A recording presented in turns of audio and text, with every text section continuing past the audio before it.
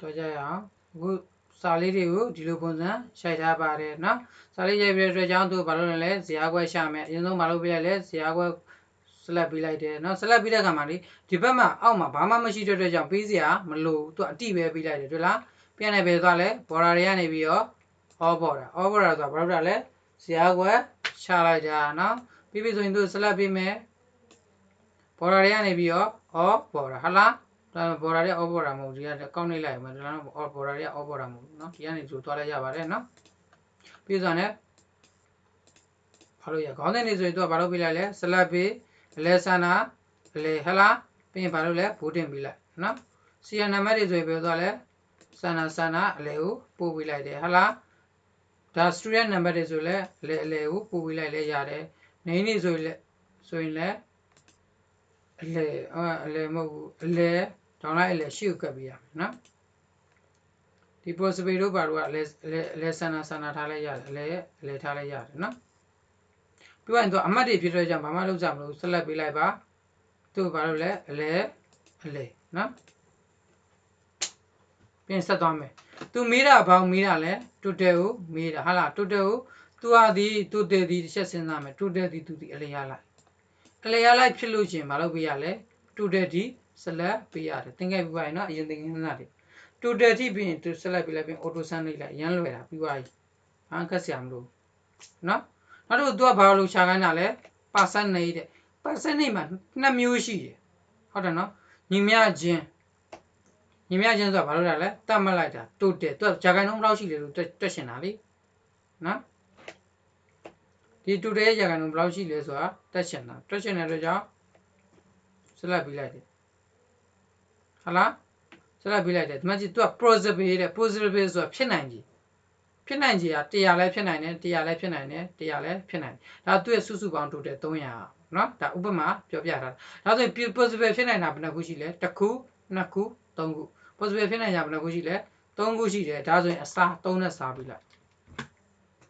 95.66ထွက်တယ်ပြောပါလားဒါကြတော့ senior number ဆိုတာ12345 number ဆိုတာ12345အမှတ်စဉ်ကိုပြောတာပါဒါ student number ဆိုတာသူက student ကျောင်းသားတွေရဲ့ကျောင်းသားကတ် number ပေါ့နော်ဒါ student name ဆိုကျောင်းသားတွေရဲ့အမြင့်ဒါအင်္ဂလိပ်စာဒီလောက်ရတယ်အခုဥပမာအေးမို့ဆိုရင်အင်္ဂလိပ်စာ86မှတ်မြန်မာစာ59မှတ်သင်္ချာ84မှတ်သူကဘာကိုချက်ခိုင်းတာလဲ total ကိုရှာခိုင်းတာဒါဆိုရင် percentage ကိုလူချင်းဒါဆိုရင်မကြည့်အေးမို့ကလည်း possible အင်္ဂလိပ်စာမှာ100မဖြစ်နိုင်ဘူးလားမြန်မာမှာလည်း100မဖြစ်နိုင်ဘူးလားအင်္ဂလိပ်မှာလည်းmathematics MATH ဆို mathematics သင်္ချာကိုပြောတာနော်သင်္ချာလည်း100မဖြစ်နိုင်ဘူးလားဖြစ်နိုင်တယ်ဒါဆိုဖြစ်နိုင်တဲ့အတွက်ကြောင့်သူ့ဘာနဲ့သွားလဲညီမျှခြင်းဒီစုစုပေါင်း total ကို possible ဖြစ်နိုင်တာက1ခု2ခု3ခု3ခုမလို့ဘာနဲ့စားလိုက်တာလဲ3နဲ့စားလိုက်တာတွေ့လား95.66ခွန်တွေ့လားအဲ့ဒါနီလန်တစ်ခုနောက်နီလန်တစ်ခုပြောပြမယ်နောက်နီလန်တစ်ခုကဘယ်လိုလဲဆိုရင်ညီမျှခြင်းဒီ total ကိုဒီအစားဘာနဲ့စားလဲဆိုတော့ဒီစုစုပေါင်း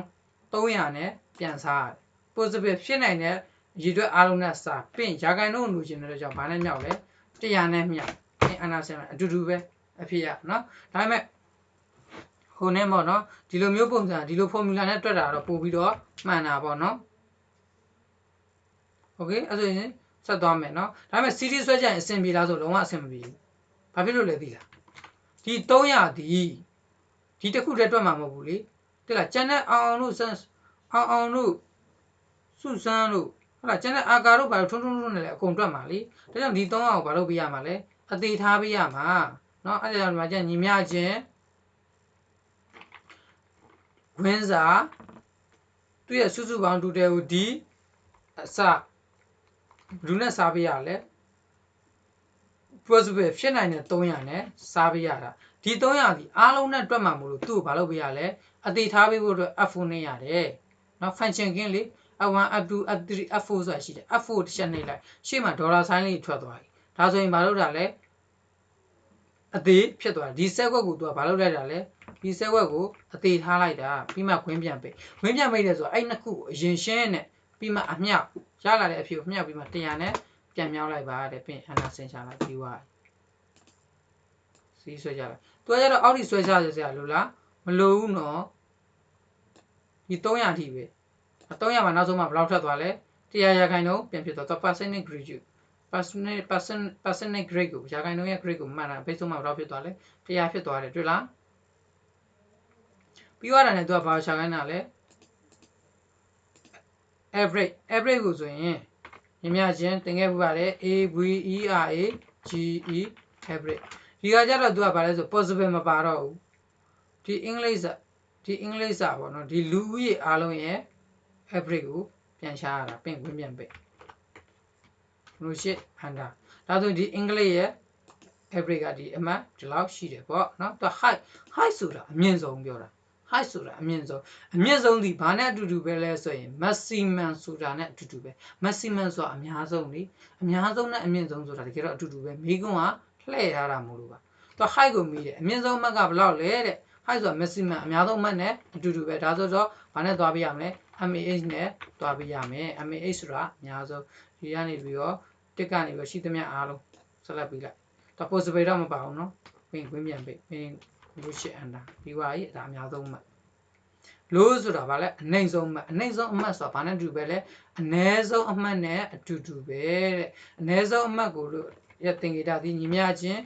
MIM ခွင်းစားပြင်ဒီကနေစီဆွဲချပြီးလိုက်ပြင်ခွင်းပြန်ပိတ်ပြင်အနာနဲ့ချပြီးလိုက်ဒါအနည်းဆုံး average လည်းရပြီ height အမြင့်ဆုံးအများဆုံးအမှတ်လည်းရပြီလို့အနည်းဆုံးအမှတ်လည်းရပြီပြီးဆိုတာနဲ့စီဆွဲပြီးတော့ဒီဘက်ဆွဲချပြီးလိုက်တော့ပြီးသွားပြီပြီးဆိုမှသူတို့အားလုံးကိုဟိုနောက်က00တွေသသမတွေမလိုချင်ဘူးဆိုရင်တော့ဖြုတ်ချလိုက်တော့ average ဟုတ်တယ်မလားအလဲဆန္ဒထားခြင်းအလဲဆန္ဒ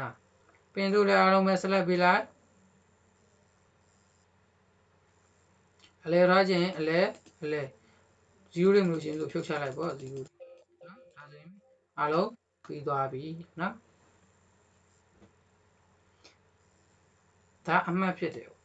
နော်ဒီအမှတ်တွေလည်းအလဲပဲထားပြလိုက်ပါအလဲနော်အလဲဆန္ဒထားပြလိုက်နော်ပြီးရင်နံပါတ်2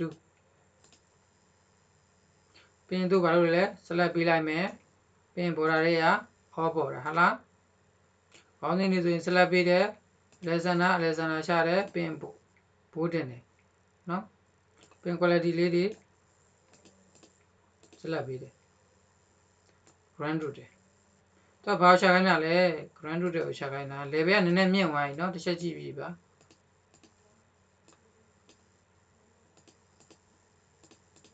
ဒါလေးကိုပြောပြမယ်မကျန် China တိုက်ကတဲ့သူ့ရဲ့ဈေးနှုန်းဒီဘယ်လောက်တဲ့လဲ 2.29 ရှိပါတယ်တဲ့ခဏလေးတစ်ကောင်ဒေါ်လာပြောင်းလိုက်မယ်နော် 2.29 ဒေါ်လာရှိပါတယ်တဲ့ quality အရေးအတွက်ကဘယ်နှခုလဲ2ခုတဲ့တစ်ခုကို 2.29 ဆို2ခုဆိုတော့ဘယ်လောက်လဲအခု20ဆိုတော့ဘယ်လောက်လဲဆိုလိုချင်သူတို့နှစ်ခုဘာလုပ်ပေးရလဲမြှောက်ပေးလိုက်အောင်မယ်ဒီမြချင်းအမြောက်โอเคတွေ့လားနောက်တစ်ခုကကြတော့သူကဘာလို့လိုချင်တာလဲအတူတူပဲအဲ့စီးဆွဲချပေးလိုက်ဟုတ်ပြီကျွန်တော်ဆိုလိုချင်တဲ့အဓိပ္ပာယ်အခုမှရောက်ပြီမှန်ချင်းသူနဲ့မြောက်တယ်ဟုတ်တယ်နော်သူနဲ့မြောက်တဲ့အဖြေကဒီမှာအဖြေထွက်တယ်သူနဲ့မြောက်တဲ့အဖြေကဒီမှာဖြစ်တယ်သူတို့နှစ်ခုကိုဆက်လက်ပြီး auto sum ဆိုရင်ဒါ grand root တယ်မဟုတ်ပါဘူးလားဒါသူနဲ့မြောက်လို့ဒီမှာအဖြေထွက်ရင်ဒါရိုးရိုး total ပဲလေဒီကောင်ရိုးရိုး total ပဲဟုတ်ပြီနော်သူတို့နှစ်ခုမြောက်မှသူက grand root တယ်ဒါပေမဲ့ तू ကတခါတည်းမေးခွန်းကမေးတာရှင်းလေးပဲသူကဒီနားမှာစုပေါ့တခါတည်းနဲ့ဒီအဖြေကိုရအောင်တခါတန်းထုတ်လိုက်သူအဆင့်က level တစ်ဆင့်မြင့်သွား level တစ်ဆင့်မြင့်တဲ့ကြောင့်သူကဘာနဲ့သွားရလဲဆိုညီမျှချင်းသူကဘာနဲ့သွားလဲဆိုအဲ့ယူန်စမ်းဆိုတာပေါင်းတာဝင်းစားဒီ price တွေအားလုံး price မှာရှိသမျှ price တွေအားလုံးကိုဆက်လက်ပေးလိုက်သူမှဇယားဝယ်ကြိုက်တဲ့လောက်လာပါစေဒါဥပမာပြပြလာဇယားနှစ်ချောင်းနဲ့မို့လို့သူနှစ်ခုကို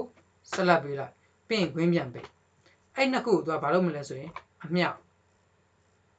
ဟုတ်လားမြောက်ပြီးတာနဲ့အဲ့ယူန်စမ်းဆိုတာပေါင်းတာဒီနှစ်ခုကိုထပ်ပေါင်းလိုက်ဟုတ်လားပြီးရင်အဲ့နှစ်ခုပြောချင်တာကဒီနှစ်ခုကိုစမ်းပေါင်းလိုက်မယ်ဒီနှစ်ခုကိုစမ်းပေါင်းလိုက်မယ်အဲ့နှစ်ခုကိုဘာလုပ်ရလဲပြန်မြောက်ပြီးရင်လည်း control နဲ့ shift နဲ့ဇုံပြီးအနာနဲ့ချလိုက်ဟာဟုတ်ဘူးကွာဒီနီးလမ်းမဟုတ်ဘူးသူကအမြောက်ဒီနှစ်ခုဆိုလိုချင်တာအဲ့ဒါမ formula ရောသွားလို့အန်တာအဖြစ်ရအတူတူပဲနော်ဒါပေမဲ့ तू ကဒီအဆင့်တွေကိုဘာလုပ်သွားလဲ ကြော်သွားပြီဒီအဆင့်တွေကိုကြော်သွားပြီဒီနဲ့ဒီဈေးနှုန်းနဲ့ဒီ quality နဲ့မြောက်ဒီမှာအဖြေရတယ်ဒီဈေးနှုန်းနဲ့ဒီ quality နဲ့မြောက်ဒီမှာအဖြေရတယ်ပြီးရင်သူတို့နှစ်ခုကိုပေါင်းရင်ဒီမှာအဖြေရဒီအဖြေကိုတစ်ခါလေးတန်းထုတ်တာတန်းထုတ်တဲ့ကြောင့်ပြန်ပြောပြမယ်ညီမချင်းအဲ့ယူအန်ဆန်ခွင်းစာဒီမှာဈေးနှုန်းမှာကြိုက်တဲ့လောက်ဈေးနှုန်းလေးကြိုက်တဲ့လောက်လာပါစေတော့ grand total ဆိုတော့နောက်ဆုံးအဆင့်ကိုပြောလိုက်တယ်နောက်ဆုံးဒီစုစုပေါင်း total ကိုတန်းကြည့်ချင်တာမို့လို့ဒီတစ်ဆင့်စင်မသွားချင်တော့စုစုပေါင်း total ကိုတန်းကြည့်ချင်တာမို့လို့ဒီဈေးနှုန်းနဲ့ရှိတဲ့ဥစ္စာတွေကိုဆက်လက်ပေးပြီးရင်အမြောက်ဒီ quality ကိုဆက်လက်ပေးပြီးသူတို့နှစ်ခုကိုဝင်ပြန်ပေးပြီးရင် condition နဲ့ fee အနာနဲ့အဖြေရတော့အတူတူပဲဒီမှာလေ16ခွန်တသမ95ဒီမှာလေ16ဒါပေမဲ့သူကဒီနှစ်ဆင့်ပြောက်သွားတယ်တွေ့လားဆိုလိုချင်တာအဲ့ဒါနော်လုပ်ကြည့်ပါနော်မရအောင်ဆိုရင်ပြန်မေးပါနော်